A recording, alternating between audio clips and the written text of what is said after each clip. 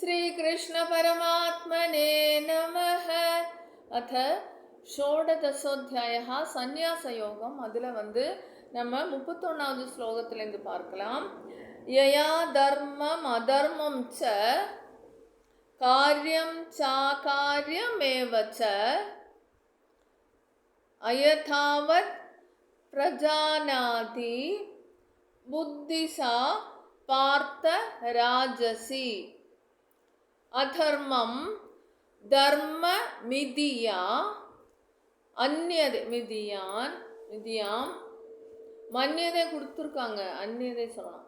அந்நியதே தமசாவிருத்தா. இப்போ சேர்த்தி அதர்மம் தர்ம மிதியாம் அந்நியதே அப்படி சொல்லிக்கலாம். மிதியாம் அப்படின்னு சொன்னால் அந்நியதை.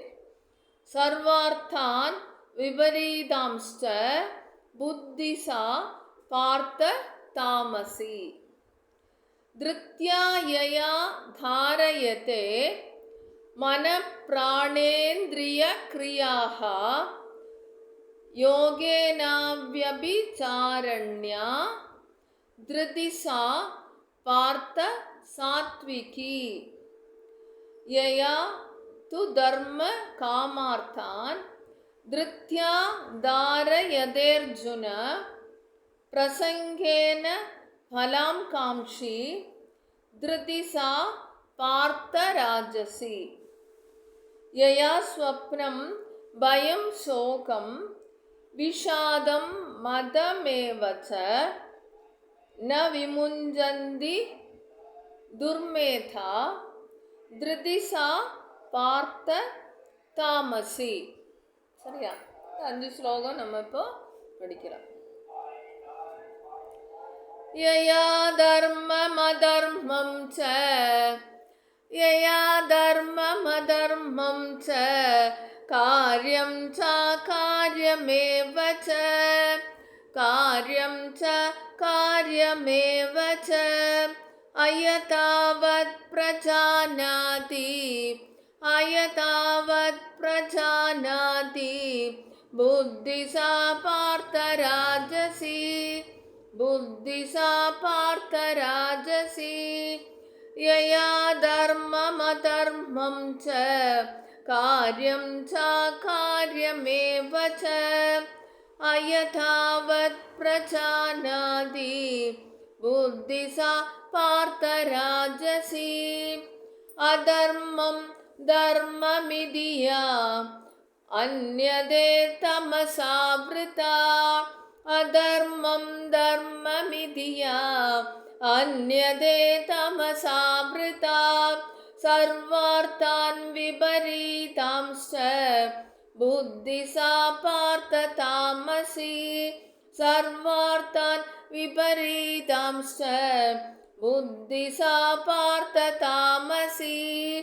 அதர்மம் தர்மமிதியா அந்யதே தமசாவிருதா சர்வார்த்தான் விபரீதாம்ஸ்ச புத்திசா பார்த்த தாமசி.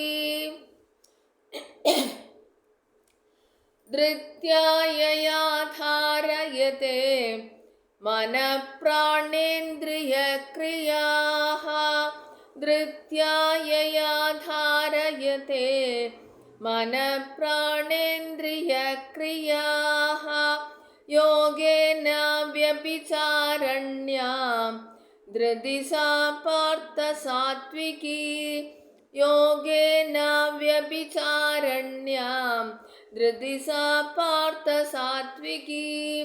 திருத்யாயயா தாரயதே மன பிராணேந்திரிய கிரியாஹ யோகேன வியபிசாரண்யா சாரிண்யா திருதிசா பார்த்த சாத்விகி.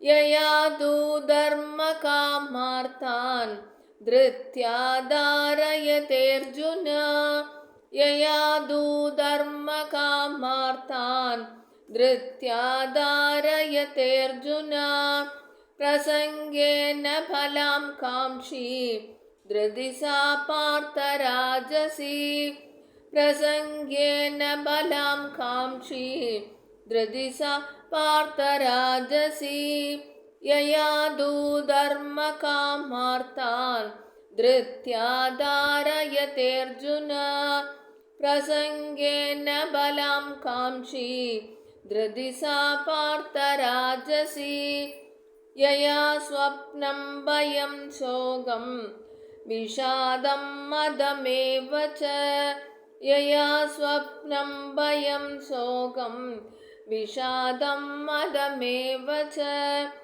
न विमुञ्चन्ति दुर्मेधा धृति सा पार्थ तामसी न विमुञ्चति दुर्मेधा धृति सा पार्थ तामसी यया स्वप्नं भयं शोकं विषादं मदमेव च न विमुञ्चति दुर्मेधा धृति सा पार्थ तामसी। हरि ओम श्री कृष्ण परमात्मने